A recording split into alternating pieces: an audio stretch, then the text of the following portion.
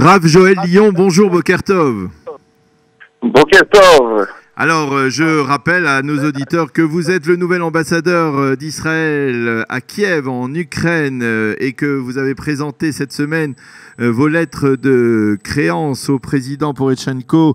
Alors, tout d'abord, on va vous souhaiter un grand Mazal Tov, bien entendu, parce que c'est votre premier poste d'ambassadeur, bien que vous soyez dans le corps diplomatique depuis plusieurs années, de nombreuses années. On va revenir sur votre carrière. Tout d'abord, Mazal Tov, bien entendu, pour de la part de Kalita, ici en Israël, pour cette brillante nomination. Une nomination, qu'il faut l'avouer, a fait les grands titres dans la presse israélienne. On vous a qualifié de premier, on va dire, on va résumer comme ça, que vous êtes le premier rabbin qui est à la fois ambassadeur, ou alors le premier ambassadeur qui est à la fois rabbin. Alors, parlez-nous d'abord un peu de votre carrière, diplomatique, et de manière à ce que l'on puisse vous présenter une petite alia story que l'on peut résumer comme on le fait beaucoup ici sur Studio Kalita. Alors bon, on va parler. D'abord, je vais parler de la carrière diplomatique, mais c'est aussi important de parler de ce qui s'est passé avant la diplomatie. Alors, carrière diplomatique, j'ai commencé comme cadet, donc j'ai fait le cours des cadets du ministère des Affaires étrangères. Mon premier poste, je voudrais dire notre premier poste, parce que c'est toujours avec mon épouse, les enfants, c'est toute une histoire. Tu pars jamais seul. Et donc, notre premier poste était en Lettonie. J'étais deuxième secrétaire de l'ambassade à Riga pour la Lettonie, la Lituanie et l'Estonie. Mm-hmm. Ensuite, on était en Autriche, où j'étais responsable de la Slovaquie.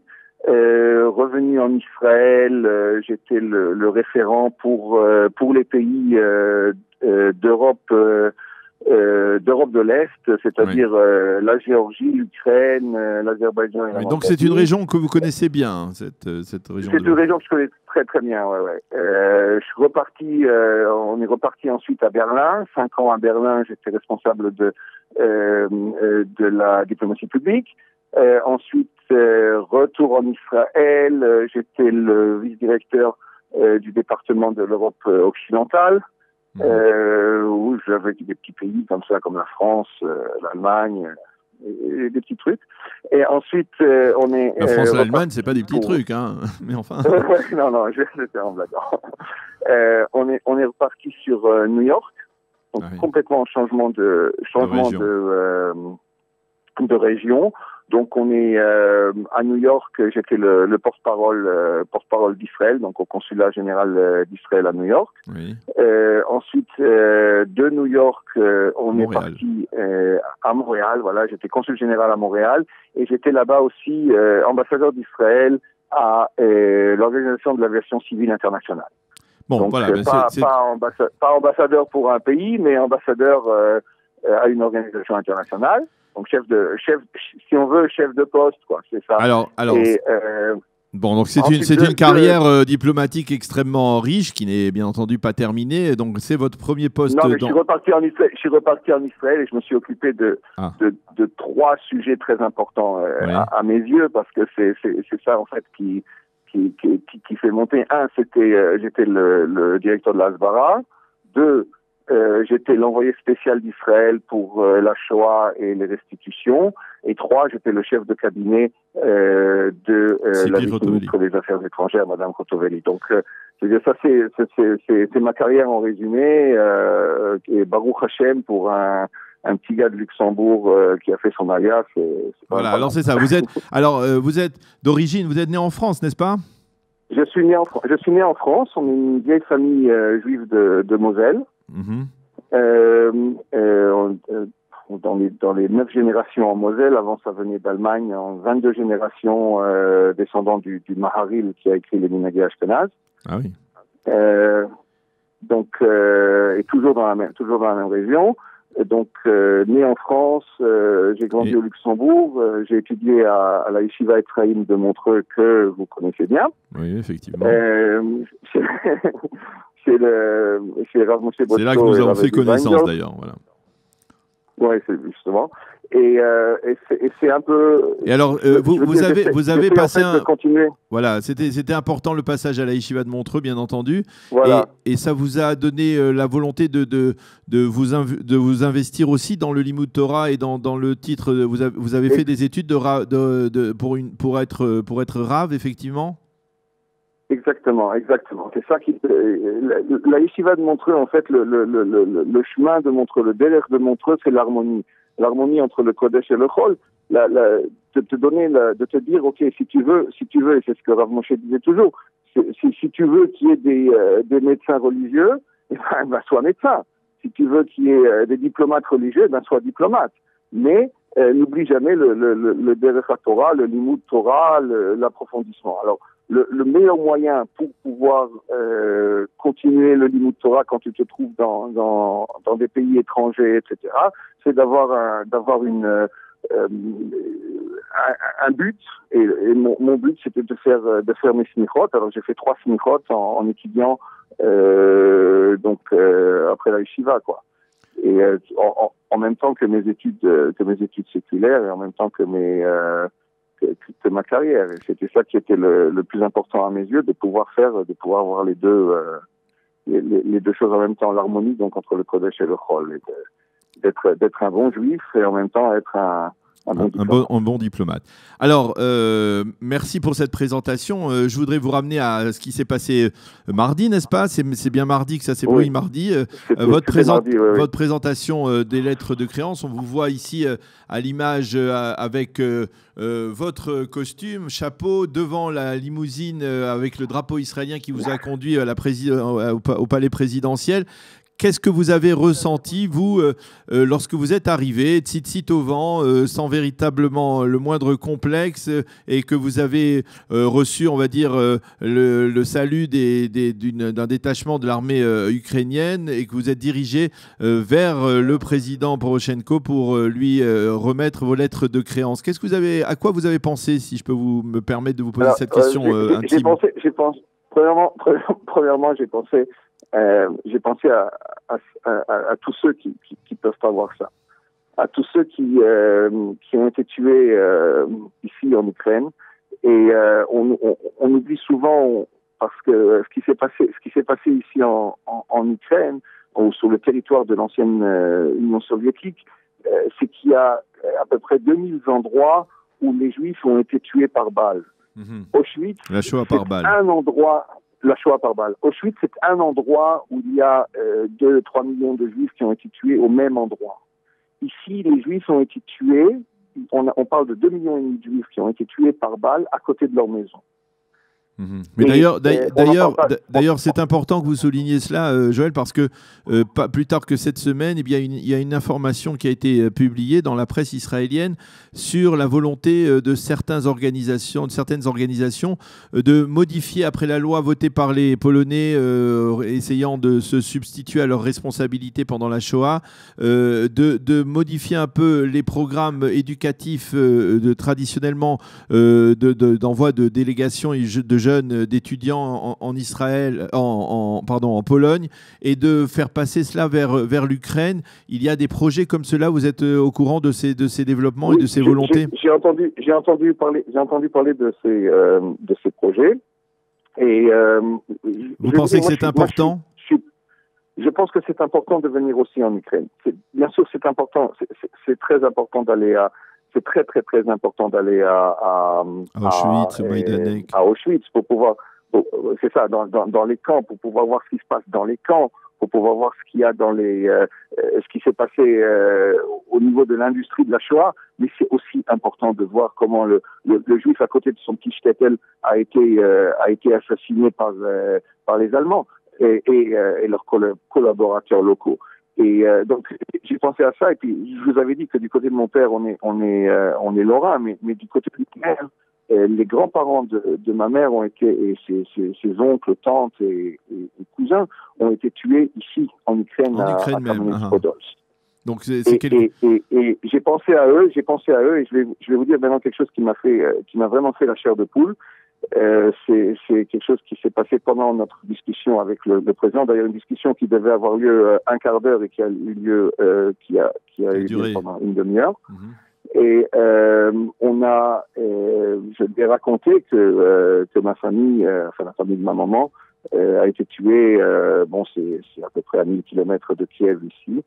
Et il me regarde, il dit à son aide de camp, il lui dit je veux quelque chose qui est pas protocolaire. La prochaine fois que je vais visiter cette région, je veux que l'ambassadeur fasse partie de mon escorte officielle et qu'on aille ensemble sur cette fosse de tuerie là où la famille a été tuée.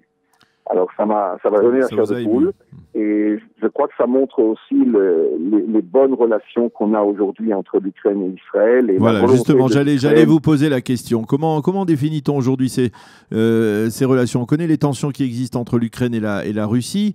Il y a apparemment de très bonnes relations entre Benyamin Netanyahu et Vladimir Poutine. Comment l'Ukraine s'insère dans ces relations après qu'il y ait eu un petit couac à la fin du mandat de Barack Obama, lorsque l'Ukraine a voté en faveur de cette résolution condamnant les implantations en Judée et en Samarie. C'était en décembre 2016, si je ne m'abuse. Le Premier ministre a tout simplement, Benyamin Netanyahu a tout simplement annulé la visite de son homologue ukrainien qui est juif, qui s'appelle, rappelez-moi son nom. Volodymyr Groysman. Groysman, voilà, qui est juif et qui n'a pas pu venir donc après cela parce qu'on avait reproché à l'Ukraine d'avoir voté en faveur de cette résolution. Ça dans le contexte. Voilà. Je voudrais remettre tout ça dans le contexte. Alors, l'Ukraine, comme vous avez dit, l'Ukraine est en guerre avec la Russie. Oui. C'est une guerre. C'est une guerre ouverte. La Russie a conquis et annexé la Crimée, complètement annexée. Dans un deuxième point, la Russie fomente plus qu'une fomentation de troupes, la Russie aide et supporte les troupes de milices ukrainiennes locales contre l'armée ukrainienne, qui ont repoussé en fait l'armée ukrainienne de deux régions, la région de Donetsk et Lugansk, qui est un tout petit peu plus grand que Medinat Israël. Vous pouvez vous imaginer, où il y a énormément de charbon. Le charbon est donc pris par la Russie et vendu ensuite à d'autres pays. Et donc, ils sont en guerre ouverte avec la Russie. Ils ont besoin du soutien des États-Unis dans cette guerre. Barack Obama a tout simplement pris le téléphone, téléphoné au Premier ministre ukrainien et lui a dit « Si tu veux que les États-Unis continuent à vous soutenir, eh ben, tu votes, parce qu'il était membre du Conseil de sécurité, eh bien, tu votes pour cette résolution. » Alors, n'importe qui aurait été à la place de Groysman aurait fait la même chose. D'un autre côté, l'Ukraine, dans toutes les résolutions qui ont été amenées à l'ONU à partir de ce moment-là, l'Ukraine était avec Israël. Donc, où ils sont sortis de la salle, ouais. Où ils ont voté avec nous. Alors, comment on peut définir aujourd'hui ces relations? Ce sont des relations chaleureuses entre le président Poroshenko, le Premier ministre Netanyahou? Tout à fait. Ils se connaissent bien, ils se parlent, ils se sont rencontrés dernièrement à l'ONU à New York. On vient de signer un traité de libre-échange entre Israël et l'Ukraine, donc il n'y aura plus de taxes sur certains produits, surtout des produits agricoles, parce que il faut pas oublier que l'Ukraine, c'est quand même le plus grand exportateur de grains d'Europe. Et donc nous avons besoin de blé, nous avons besoin de pois chiches, etc., qui viennent d'ici. D'un autre côté, l'Ukraine a des gens qui sont très éduqués. Et les compagnies israéliennes préfèrent employer, quand ils font le outsourcing des logiciels, préfèrent employer des gens ici en Ukraine que d'aller les employer en Inde, par exemple. Parce que, vu l'alia qu'il y avait en Israël, la langue, la connaissance de la mentalité, c'est beaucoup plus facile de travailler avec eux. Donc, au niveau économique, on est en train de développer un énorme lien. Au niveau de l'aide que Israël donne à l'Ukraine, bon, c'est clair que nous ne donnons aucune aide militaire à l'Ukraine. Il faut que ce soit clair et dit bien, bien clairement. Oui. Mais nous donnons une aide agricole, c'est-à-dire tous les niveaux de la modernisation de l'agriculture ukrainienne, nous les aidons. Au niveau médical, tout ce qui est réhabilitation des vétérans qui ont été blessés, hélas, on a cette expérience. Donc, on aide l'Ukraine, on coopère avec l'Ukraine pour pouvoir créer des hôpitaux dans le style de Beth Levinstein et la Shomer. Et le troisième point, c'est au niveau de l'éducation. Les pays de l'Est en général, l'Ukraine en particulier, ne sont pas très développés au niveau de l'éducation spéciale, c'est-à-dire les enfants spéciaux, comment est-ce qu'on les éduque, et donc là aussi on est très avancé, donc on donne à l'Ukraine ce qu'on peut donner à l'Ukraine. Alors, et l'Ukraine nous le rend. On a aussi un tourisme qu'on n'a pas besoin de visa pour aller en Ukraine ou pour venir en Israël. Alors, bien entendu, et je voudrais, ça sera ma dernière question concernant vos fonctions. Vous êtes l'ambassadeur de l'État d'Israël, vous êtes dans un pays où il y a une communauté juive, et puis l'Ukraine, pour beaucoup d'Israéliens, c'est essentiellement on va dire, ça se résume pas seulement qu'à ça, mais c'est essentiellement la tombe de Rabbi Nachman à Ouman. C'est Ouman avec le festival d'Ouman Rosh Hashanah qui rassemble des dizaines de milliers d'Israéliens et de Juifs du monde entier chaque année. Alors, je ne sais pas si vous avez déjà assisté si vous étiez déjà en fonction au moment où ça s'est produit à Rosh Hashanah, mais en tout cas, il est clair que cela encourage, on veut dire, le tourisme entre les deux pays. Quelle est l'importance de la communauté juive ukrainienne aujourd'hui? Quelles sont les relations que vous entendez développer avec elle durant votre mandat? Alors, bon, il y a 250 000 juifs aujourd'hui en Ukraine qui sont connus, c'est-à-dire qui se disent juifs. D'après Native, il y aurait 500 000 personnes qui auraient le droit de monter en Israël, donc d'après la loi du retour. Donc on parle de 250 000 juifs lufratiques et 500 000 Zakaïa Aliyah, ce qui est énorme. Donc on a des bonnes relations. Ce sont des juifs qui n'ont pas peur les 250 000 sont des juifs qui n'ont pas peur de dire qu'ils sont juifs. Et comme on voit, le Premier ministre est juif, etc. Il y a un candidat juif qui essaie d'aller pour les prochaines élections qui sont en mars, les prochaines élections présidentielles, sans se cacher. On a dit Ouman, mais il ne faut pas oublier que c'est pas seulement Ouman, hein. C'est aussi Medjibush, la tombe du Besht. C'est Mezitch, le Maguid de Mezitch, c'est Haditch, le Balakania, c'est Muntach, c'est Anipoli, enfin c'est toute la région de la Chassidoute. Donc on a 270 000 Israéliens qui viennent chaque année en touristes en Ukraine, parce que c'est aussi Odessa. C'est aussi même l'histoire du sionisme moderne, Jabotinsky, hein. Oui. C'est ça. Donc c'est pas seulement au niveau. Donc c'est énorme ce qui se passe. Et Ouman, le festival d'Ouman. Alors on m'avait demandé d'arriver avant. On avait 36 000 Israéliens qui viennent. C'était un pont aérien entre Israël et l'Ukraine. On avait une coopération absolument fantastique des autorités ukrainiennes qui nous ont aidés dans tout ce qu'il fallait. On avait 20 policiers israéliens en uniforme, des Yassamikim, qui étaient là pour aider la police ukrainienne. Il y a eu des incidents, il y a eu des poignardages, des vols, de la drogue, etc. Mais ça s'est quand même bien passé si on prend en considération qu'il y avait 36 000 personnes. Alors, tout cela est particulièrement passionnant. Cela, je suis sûr, va vous permettre de mener une mission dans une atmosphère tout à fait particulière, d'être dans une communauté, dans un pays qui entretient de bonnes relations avec l'État d'Israël, dans une communauté qui est aussi solide. Je voudrais, comme nous le faisons ici chaque vendredi, profiter du fait que vous n'êtes pas seulement ambassadeur, mais comme nous le disions tout à l'heure, vous êtes également Rav. Vous avez cette formation de Rav, de rabbin, pour vous proposer de nous livrer un Dvar Torah à partir de Kiev, un Dvar Torah sur la paracha de la semaine, la paracha Vayera, paracha importante, une de ces premières parachas importantes du livre de Bereshit. Quel est l'angle que vous avez choisi pour nous, s'il vous plaît, Joël? Alors, pour moi, l'angle, c'est l'angle de la Achnasat Orchim de Avraham Avinu. Je sais que c'est quelque chose qui est très classique et qui est très connu. Mais c'est très important. Je crois que de voir, justement, c'est très important, de voir Abraham, après son opération, je veux dire, chacun de nous, quand on a une petite grippe, on reste couché au lit, on ne veut pas bouger. Abraham, 99 ans, vient d'avoir la Brit Mila. Il est complètement malade. Il doit avoir mal. Il est là. Akadosh Baruch Hu, qui fait donc le nez d'avoir le sharav, le Khamsin à ce moment-là pour que personne ne soit là. Et pourtant, Abraham est là.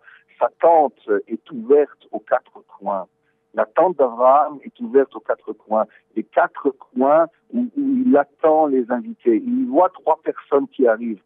Ces trois personnes qui arrivent, c'est qu'est-ce qu'il voit? Le Midrash dit, il voit un arabe, un boulanger et un mendiant.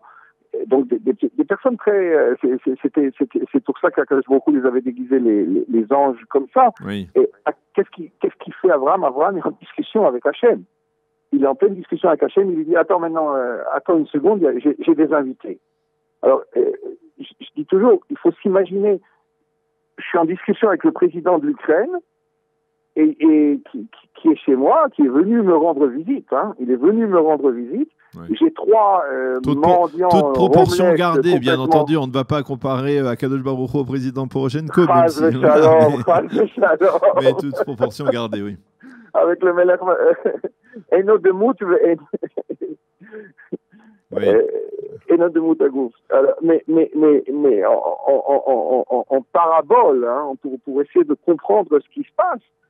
J'ai trois homeless mendiants qui sont là à côté, qui disent, je dis attends une seconde, je m'excuse, merci d'être venu, mais je dois m'occuper d'eux. Et c'est ça la grandeur d'Avraham Avinu.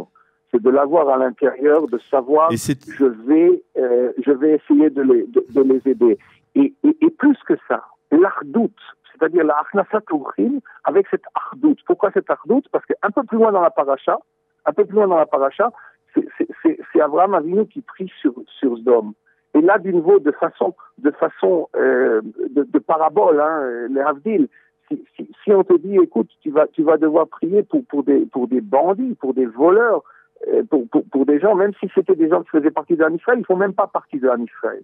Et il prie pour eux. Donc cette grandeur de cœur de Avraham Avinu, d'un côté, l'Achnasat Orchim, d'un côté d'essayer de prier pour ces personnes, même qui sont au plus bas niveau de la Touma.